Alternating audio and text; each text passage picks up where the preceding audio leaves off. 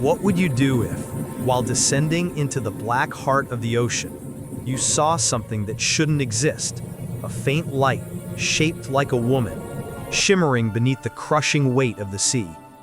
Would you call it a reflection, a hallucination, or would you dare to believe that heaven itself had found a way to speak through the deep? That question would haunt Daniel Reeves for the rest of his life. Before we continue, share in the comments where you're watching from and what time it is there. Let's see how far the miracles of the Virgin Mary have reached. It began on a gray morning in the Gulf of Mexico, far from any shore, where the sea stretched endlessly and the sky pressed low. Daniel was preparing for a deep-sea maintenance dive, routine work on an underwater oil pipeline that ran through the silt and darkness hundreds of feet below. For most men, the idea of being alone in that cold, alien world was unbearable. But for Daniel, it was a kind of refuge. He had been diving for 12 years, first for the Navy, then for private contractors. Underwater, he felt silence, order, control. Up on land, there were memories he could never drown out. The accident that took his wife, the faith he'd buried with her. "Pressure gauge steady," he said into the mic. His voice echoed through the comm line, calm but distant. "Roger that," replied his partner, Miguel Alvarez from the dive control cabin. "Visibility's about 20 feet down there. Watch your left flank. Current's picking up." Daniel smiled faintly behind his mask. "You worry too much." "I pray more than I worry," Miguel said. "One day you'll try it." Daniel didn't answer. He adjusted his regulator and began the descent. The ocean swallowed him quickly. Light faded within minutes, replaced by a thick, endless blue that pressed against his helmet. Tiny bubbles danced upward, catching fragments of sunlight that broke through the surface one last time before disappearing completely. He checked his WIST display, 92 feet, 110, 140. At 180 feet, the seafloor emerged beneath him, a desert of sand and coral broken only by the shadow of the massive steel pipeline stretching into infinity. He began his inspection, scanning each segment for corrosion, tightening valves, taking readings. His flashlight beam cut through the darkness like a knife. For nearly an hour, nothing unusual happened. Nothing ever did. Until he saw it. At first, it looked like a reflection in his visor, a shape of light where there should have been none. He turned his head. The beam of his flashlight passed over a flat patch of sand and something flickered back. He froze. The shape was faint but unmistakable. A human figure carved or formed within a smooth slab of coral-covered stone. The outline was feminine, the features gentle, serene. Even through the distortion of the water, Daniel could see the delicate curve of a face, the faint drape of a veil, the suggestion of open hands. A statue, perhaps, or an image, impossibly preserved in a place where no human hand had ever worked. His breathing quickened. "Miguel, you seeing this?" "Seeing what?" crackled the reply. He angled his helmet camera. "There's something down here. A carving, maybe. Looks like a woman." There was silence on the line. Then Miguel's voice, careful. "You're joking, right?" "No joke. It's real. Recording now." He hovered closer, sweeping away a thin layer of sand with his glove. The light shimmered again, not from his flashlight, but from within the stone itself. A pale, bluish glow, soft and alive. For a moment, Daniel felt something he hadn't felt in years. Not fear, not awe, but peace. A strange, still calm, like the world had stopped breathing. He said, "Base, this is Dive 1. Mark this location, coordinates incoming." "Copy," said the surface crew. "You've got 20 minutes left of bottom time. What are you looking at down there?" Daniel hesitated. He couldn't bring himself to say the words out loud. He said, It looks like a statue, a woman, maybe a saint." Miguel chuckled nervously through the calm. "You're telling me there's a statue of a woman sitting at the bottom of the Gulf of Mexico?" Daniel took a slow breath. "She's not sitting," he said softly. "She's standing." The visibility dropped as the current shifted, stirring up clouds of silt. The glowing figure blurred, then vanished into darkness. "Daniel, time's up. Ascend now." He didn't answer right away. Part of him wanted to stay, to reach out, to touch the stone and know if it was real. But he knew better than to test the sea's patience. He said, "Ascending." As he rose, his heart pounded. The image burned in his mind. The calm face, the light, the way the water seemed to still around her. He didn't know what he had seen, but deep down, some forgotten part of him whispered a name he hadn't spoken in years. Mary. That night, back on the rig, the air was thick with diesel and salt. Daniel sat alone in the control cabin, watching the video from his helmet camera. The footage flickered, full of static from the pressure. And then there she was. Even through distortion, the outline was clear. The light emanating from the stone wasn't a reflection, it was centered, radiating outward, pulsing faintly, like a heartbeat. Miguel entered quietly, setting 2 mugs of coffee on the console. "You see it, too," he said. Daniel didn't look away from the screen. "Tell me that's a mineral deposit, or sunlight refraction, anything." Miguel crossed himself. "That's not sunlight. That's her." Daniel exhaled sharply, half a laugh, half disbelief. "You really think the Mother of God decided to show up under a pipeline?" Miguel didn't answer. He just stared at the screen, where the light pulsed once more, gentle, rhythmic, alive. And for the first time, Daniel didn't have an argument ready. He simply watched, silent, as the sea seemed to breathe. By morning, the news had already begun to spread across the rig. It started as a whisper. The divers found something strange last night. But by breakfast, it had grown into rumor, speculation, and nervous laughter. The men joked about sea ghosts and sunken saints, yet no one dared to say it too loudly. There was something about the story that made even the most hardened workers lower their voices, as if the sea itself might be listening. Daniel Reeves didn't join the chatter. He sat in the corner of the galley, staring into his coffee, watching the steam curl upward like smoke from a candle. Across from him, Miguel Alvarez leaned forward, elbows on the table. "You sent the footage to Houston?" Miguel asked. Daniel nodded. Head office said they'll have the footage analyzed by marine geologists. Pattern recognition, mineral composition, all that. Miguel smiled faintly. "They'll call it limestone erosion or iron oxidation, something that sounds smart but means nothing."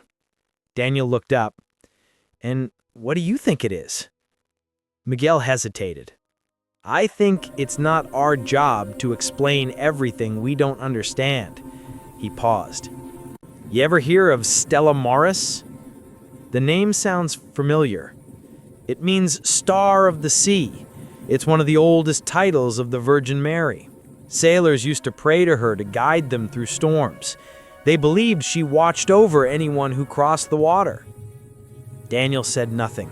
He'd heard prayers like that once, whispered by his wife before every trip, back when faith still had a place in their home. But that was another lifetime, one he had sealed off long ago. A few hours later, they were called back to the control cabin. The footage was being reviewed on the main screen. A technician slowed the playback, zooming in on the exact moment Daniel's flashlight passed over the stone. "There," McGill said, pointing. "You see the face?" The technician frowned. "I see patterns, yes. Could be coral growth, could be the way the sand settled. Your light hits at an angle, makes it look like features." "Features?" Miguel's voice rose slightly. You mean eyes, nose, mouth, veil, that kind of pattern? The technician didn't respond. Daniel leaned closer, his jaw tightening. "Freeze it there," he said. The image froze, the pale outline of a woman's face, framed by what looked like flowing robes. Even through the distortion, there was something undeniably human, heartbreakingly gentle. "Zoom in on the eyes," Daniel said. The technician obeyed. Pixels blurred, then sharpened. The eyes, as faint as they were, seemed to shimmer, not evenly, but as if reflecting something alive. Miguel whispered, "She's looking straight at him." Daniel stepped back, swallowing hard. "It's a trick of light." But his voice betrayed doubt. That night, the wind picked up. The Gulf was restless, black waves pounding against the steel legs of the rig. The crew huddled inside, restless and uneasy. Daniel couldn't sleep. He sat alone in the operations room, replaying the footage over and over. Each time, the same thing, the same glow, the same face, the same impossible calm in the middle of that endless dark. He paused the video at the moment that the light flickered across her eyes. For a fraction of a second, it looked as if they shifted. Not a trick of the camera, but movement. He leaned forward, his hand trembling slightly. "No," he whispered, "that's not possible." He ran the footage again. The same moment, the same shift, subtle but unmistakable. It felt like she was watching him. He shut off the monitor, his chest tightening. He was a man of data, of measurements, of numbers that made sense. But this defied all of that. He got up, walked to the small window, and stared out into the black sea. The moon was hidden behind thick clouds. Lightning flashed far away on the horizon, illuminating the waves for a heartbeat. And then, for the briefest moment, he thought he saw it again. A soft, bluish glow beneath the surface, just beyond the rig. He blinked, rubbed his eyes, leaned closer to the glass. Nothing, only darkness. "Losing your mind," he muttered to himself. But even as he said it, he knew he didn't believe it. The next day, the company sent orders. Return to the site, document the formation, confirm stability of the pipeline. Miguel grinned as they prepped their gear. "You ready to meet her again?" "Don't start, Miguel. I'm serious, man. Maybe she's trying to tell you something." "Yeah, like, fix the leak and go home." But when they entered the water again, Daniel felt it. The strange quiet, the weightless stillness that had haunted him since the first dive. Every sound faded, until only his own breathing remained, slow and rhythmic. They reached the site. The current was calm. Sand drifted gently over the seabed like falling snow. The slab of stone lay half buried where they had left it, faintly glowing under their lights. Miguel's voice crackled through the calm. "Still beautiful." "Beautiful or not," Daniel replied, "we need a sample." He reached out, brushing the coral surface. It was smooth, too smooth. When his glove passed over the image, a ripple of light spread outward, faint but visible, like water disturbed by an unseen hand. Daniel jerked back instinctively. "Did you see that?" Miguel nodded. "She moved."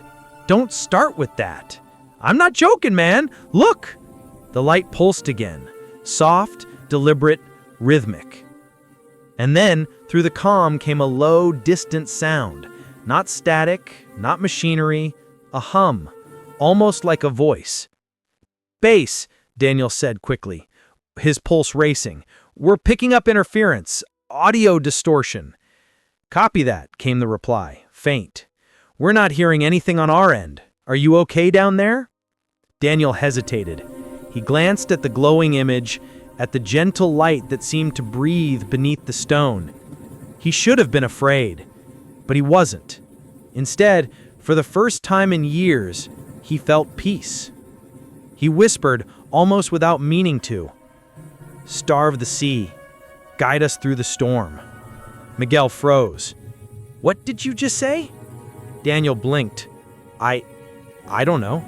The light shimmered once more, brighter this time, then faded slowly into the darkness. And when they surfaced, the air was perfectly still. No wind, no waves, just an uncanny calm stretching to the horizon. It was as if the ocean itself had stopped to listen. By dawn, the world above had turned restless. The weather bulletins warned of a tropical disturbance forming fast off the coast, a mass of wind and fury that would soon bear down on the Gulf. On the rig, tension hung thick in the air, a sense that something was coming, something neither mechanical nor meteorological could fully explain. Daniel Reeves had been awake all night, replaying the dive recordings frame by frame. The light in the water, the faint vibration in his headset, the strange calm that followed, every detail burned into his mind. When the storm alert came through, he didn't flinch. "Evacuation in 6 hours," the supervisor announced, "all dives suspended." Miguel leaned against the doorframe of the control room. "Guess she doesn't want us back down there," he said with a half-smile that didn't quite reach his eyes. Daniel looked up from the console. "Maybe she does." By late morning, the sky had turned to steel. The horizon vanished beneath a curtain of rain. The crew scrambled to secure equipment, tie down cranes, and lock the hatches. But Daniel, despite orders, was suiting up again. "You're insane," Miguel said, grabbing his arm. "You can't dive in this. Visibility's 0. Currents will tear you apart." Daniel met his eyes, calm, steady. "We need to mark the site before the storm covers it with sediment. If that formation shifts, we might lose it forever." "That's not what this is about," Miguel said quietly. "You just want to see her again." Daniel hesitated, then looked away.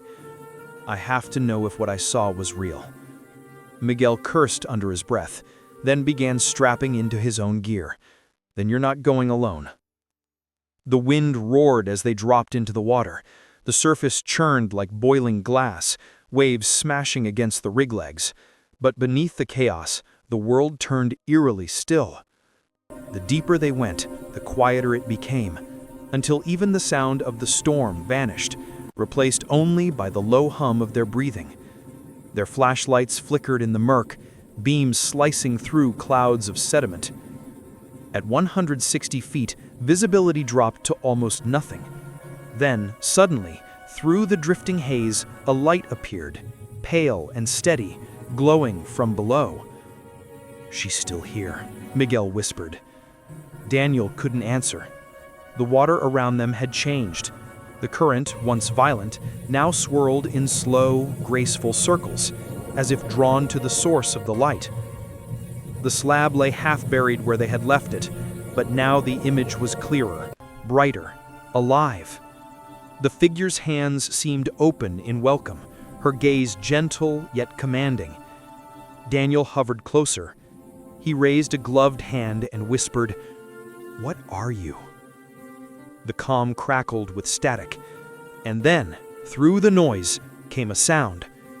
Not a hum this time, a voice. Soft, female, ageless. "Do not be afraid." Daniel's breath hitched, his heart hammered in his chest. "Miguel, did you—" But Miguel didn't respond.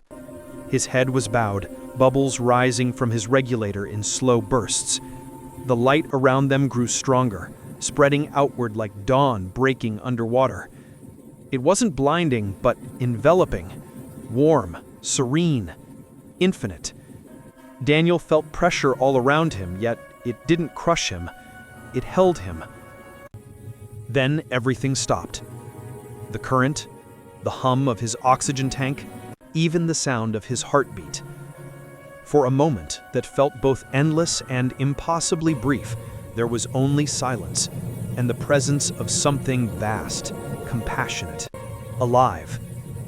Then the voice again, softer now, almost like a prayer breathed through the sea. "Peace, be still." When Daniel opened his eyes, the light was fading. The water around him shimmered with countless particles of gold and blue, like dust suspended in a cathedral beam. He turned. Miguel was floating a few meters away, staring upward, tears mixing with seawater in his mask. They ascended without speaking. The moment they broke the surface, the world above had changed. The storm that had roared moments before was gone. Not lessened, gone. The sea lay flat and mirror still, the clouds broken apart, a circle of calm stretching for miles around the rig.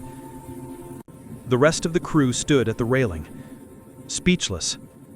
The radio crackled with confused chatter from nearby ships, all reporting the same thing.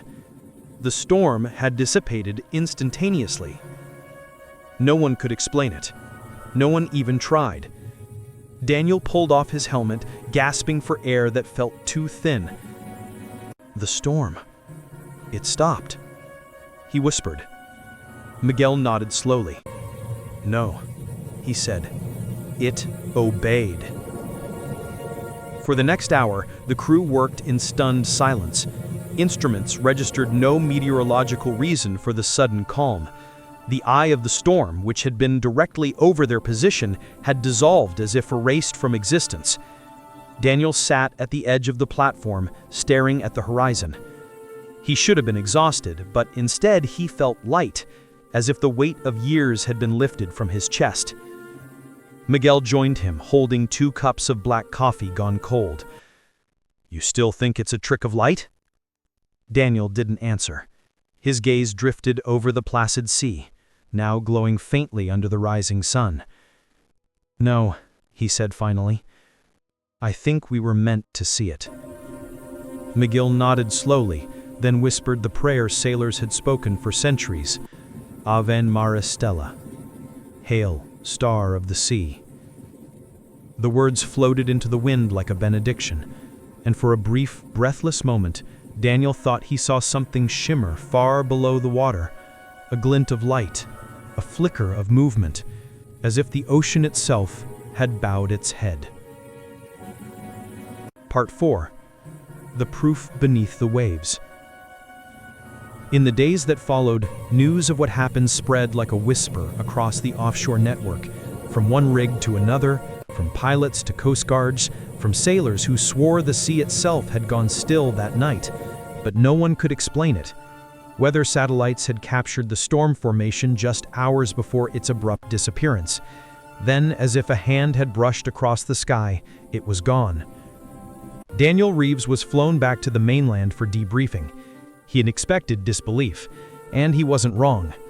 The energy company executives looked at him across a long mahogany table, waiting for a rational explanation. "You're saying the storm stopped because of an underwater statue?" One of them began carefully. "I'm saying something stopped it. And we were there when it happened." They exchanged glances. "You understand how that sounds?" "I do," Daniel replied quietly. "But I also know what I saw. The light, the voice, the calm that followed. There's no science for that." Miguel, who had been silent until then, placed a weather chart on the table. "We checked ocean current records. The wave activity, the barometric pressure, all dropped in a perfect circle. Not random, not natural. It's like something commanded the sea to be still." The room fell silent. For a moment, even the hum of the air conditioning seemed to pause. A few weeks later, the company authorized a return expedition, officially to recover environmental sensors, but Daniel knew the truth. They wanted proof. This time they brought cameras, sonar, and an oceanographer named Dr. Evelyn Cross, a woman known for her skepticism and precision. "I've studied marine anomalies for 20 years, but I don't do miracles." She smiled faintly. "Maybe miracles aren't asking for your permission." When they reached the site, the sea was calm again, almost unnaturally so. The sun shone high above, and the water shimmered like glass. They descended slowly, following the coordinates Daniel had memorized. At first, it seemed the site was gone. The slab had shifted deeper, half buried in coral and silt. But then the sonar picked up the outline and the faintest reflection. "Target located," Miguel said, his voice tight with awe. Daniel's heart pounded. As they descended the final meters, the water grew darker, cooler, but the silence felt alive, like the ocean itself was waiting. When their flashlight swept across the seabed, the image appeared again. Only this time, it was unmistakable. The Virgin Mary, serene, luminous, her veil flowing like waves, her hands extended as if to embrace the sea itself. The image was carved into the rock as though by divine design, not erosion. The coral had grown around it in perfect symmetry, forming what looked like rays of light. Dr. Cross froze, her breath catching in her mask. "This can't be natural." Miguel hovered closer. "Do you still not believe?" She didn't answer. Instead, she reached out, her gloved hand trembling as she brushed the edge of the formation. The stone was warm to the touch. Suddenly, her wrist monitor beeped. "Temperature anomaly," she whispered. "It's rising." Daniel looked down. The coral around the image was glowing faintly again. In the days that followed, news of what had happened spread like a whisper across the offshore network. From one rig to another, from pilots to coast guards, from sailors who swore the sea itself had gone still that night. But no one could explain it. Weather satellites had captured the storm formation just hours before its abrupt disappearance. Then, as if a hand had brushed across the sky, it was gone. Daniel Reeves was flown back to the mainland for debriefing. He had expected disbelief, and he wasn't wrong. The energy company executives looked at him across a long mahogany table, waiting for a rational explanation. "You're saying," one of them began carefully, "that the storm stopped because of an underwater statue?" Daniel didn't flinch. "I'm saying something stopped it, and we were there when it happened." They exchanged glances. "You understand how that sounds?" "I do," Daniel replied quietly. "But I also know what I saw. The light, the voice, the calm that followed. There's no science for that." Miguel, who had been silent until then, placed a weather chart on the table. "We checked ocean current records. The wave activity, the barometric pressure, all dropped in a perfect circle. Not random, not natural. It's like something commanded the sea to be still." The room fell silent. For a moment, even the hum of the air conditioning seemed to pause. A few weeks later, the company authorized a return expedition, officially to recover environmental sensors, but Daniel knew the truth. They wanted proof. This time, they brought cameras, sonar, and an oceanographer named Dr. Evelyn Cross, a woman known for her skepticism and precision. "I've studied marine anomalies for 20 years, she said on the flight out, "but I don't do miracles." Daniel smiled faintly. "Maybe miracles aren't asking for your permission."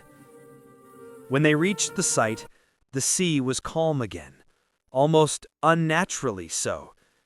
The sun shone high above, and the water shimmered like glass. They descended slowly, following the coordinates Daniel had memorized. At first, it seemed the site was gone.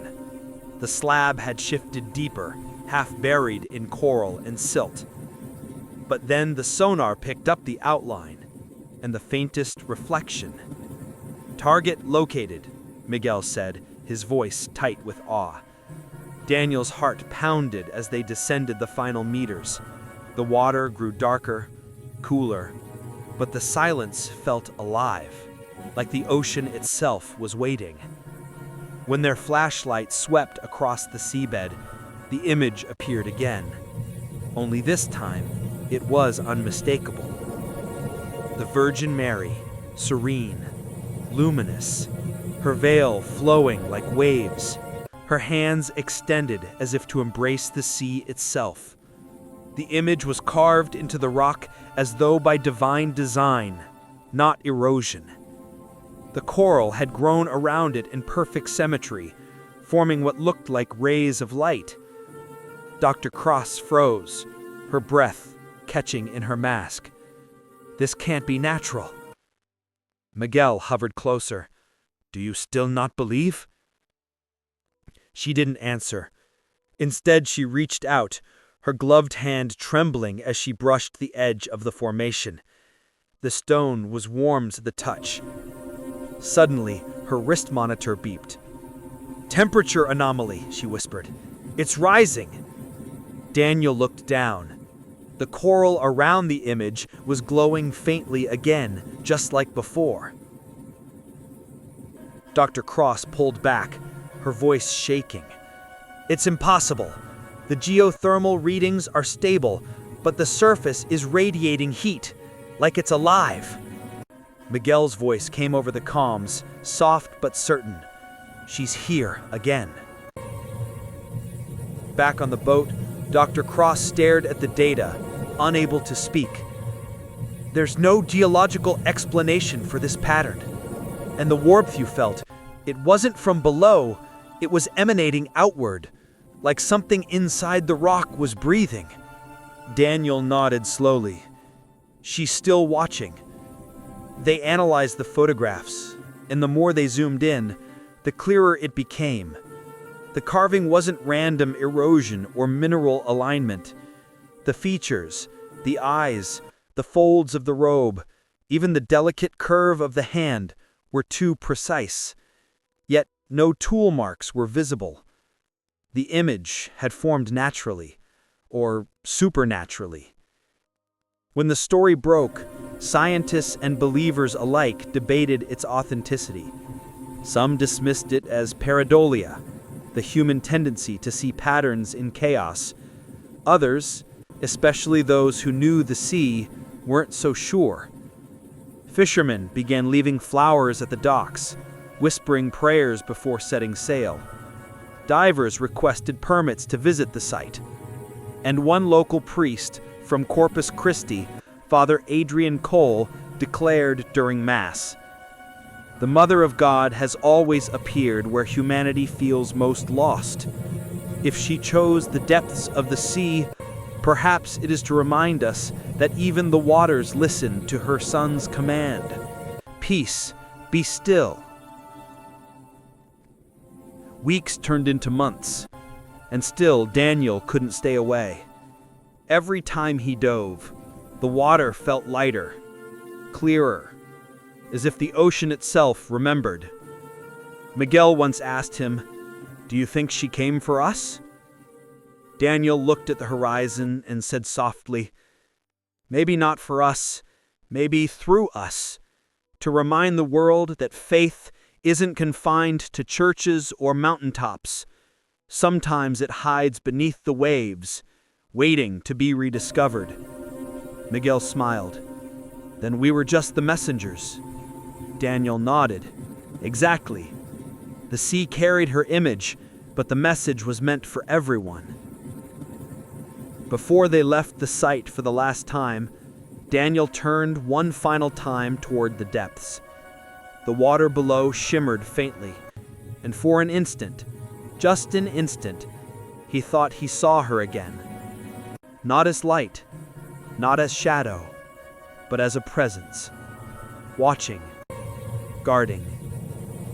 He made the sign of the cross and whispered into the water, "Thank you." And as the bubbles rose toward the light above, it almost seemed they formed a word. Amen. Months passed, and the mystery of the underwater Virgin Mary spread far beyond the quiet shores of Texas. Journalists, marine biologists, and pilgrims alike came searching for answers, or perhaps for faith. The world was restless for a sign, and in the silent depths of the Gulf, they found one carved in stone. Daniel Reeves never sought fame. He avoided interviews, though his face had already appeared on a dozen news outlets. The footage of the glowing coral, the faint silhouette of Mary beneath the surface had captivated millions. Some called it a natural wonder, others a divine revelation. But Daniel knew what the cameras hadn't captured: the warmth, the peace, the unexplainable stillness that filled his soul that night under the waves. He returned often, quietly, without fanfare. Each time he would kneel on the deck of the research vessel, close his eyes, and whisper a prayer. He didn't ask for proof anymore. He simply said, "Thank you for calming more than the storm." Dr. Evelyn Cross, the oceanographer who had once denied all talk of miracles, spent weeks studying the data after their return. Her notebooks were filled with measurements, charts, and temperature curves, but none of them made sense. She presented her findings at a marine science symposium in San Diego. Standing before a hall of skeptical scientists, she spoke softly but clearly. "What we found," she said, "wasn't an anomaly in the physical sense. It was an anomaly of meaning.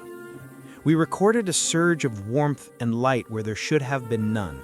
But more importantly, we recorded a moment of unity. Every reading, every instrument, even the human body, it all harmonized for a brief instant, like everything in creation paused to listen."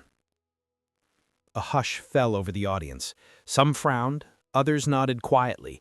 She continued, "Call it divine intervention or natural resonance, but I stood there and felt peace. Something larger than science." It was perhaps the closest she would ever come to admitting faith, but in that moment, the academic walls that had kept her heart sealed began to soften. Meanwhile, the church began an official investigation. Father Adrian Cole, along with a panel of theologians and experts, dove to the site with reverence. After returning, he wrote in his pastoral letter, "There are places where the veil between heaven and earth grows thin. I believe this site is one of them. The Virgin Mary does not come to display power, but to restore trust between man and God, between the sea and the sky, between creation and its creator." He called the image Our Lady of the Depths. Pilgrims began arriving from distant lands, Mexico, Italy, the Philippines, offering rosaries, medals, and flowers that were released into the sea. Fishermen, once too afraid to work near the storm-prone area, now reported calm waters and abundant catches. In the nearby coastal town, a small chapel was built facing the horizon. Inside, a bronze replica of the underwater image stood beneath blue stained glass depicting the waves. Every evening, at exactly 7:03 p.m., the same time Daniel first saw the light, the chapel bells rang, and people gathered to pray the rosary for the protection of sailors. One day, Daniel visited the chapel quietly. A child knelt at the altar, lighting a candle. Her mother whispered beside her, "Pray to Our Lady of the Depths. She listens, even when no one else can." The little girl smiled and said, "Like she listened to the sea." Daniel felt a tear slide down his cheek. He turned toward the statue and saw how the candlelight shimmered on its surface. For a brief moment, it almost seemed alive, the folds of Mary's robe rippling like water. He remembered the first time he'd seen that light underwater, how it had filled him with a peace that words couldn't hold. That peace now lived in the town, in the people, in every soul who came to believe that miracles still found their way into ordinary lives. Later, during an interview he reluctantly agreed to, he was asked, "Do you think it was truly the Virgin Mary you saw down there?" He paused, choosing his words carefully. "I think faith is like the ocean. You can study its tides, measure its depth, chart its currents, but you'll never grasp its heart until you dive in. That night, I dove deeper than I ever had. And what I found wasn't just light or coral or rock. I found mercy. I found her presence. And once you felt that, you stopped needing to prove it." The interviewer looked at him quietly. "And what would you tell people who still don't believe?" Daniel smiled faintly. "I'd tell them to listen. Sometimes the waves are whispering a prayer." He looked toward the sea then, endless and shining, as the sun sank into the horizon. The wind carried a soft scent of salt and flowers. Somewhere in the distance, the chapel bells began to ring again. He bowed his head and made the sign of the cross. Hail Mary, full of grace. And though no one else could hear it, Daniel swore the waves responded with the gentlest echo, like a lullaby rising from the deep. The Lord is with thee. The miracle of the Virgin Mary beneath the sea lived on, not as a monument of stone, but as a living faith carried by every soul who dared to believe that heaven could touch even the deepest waters.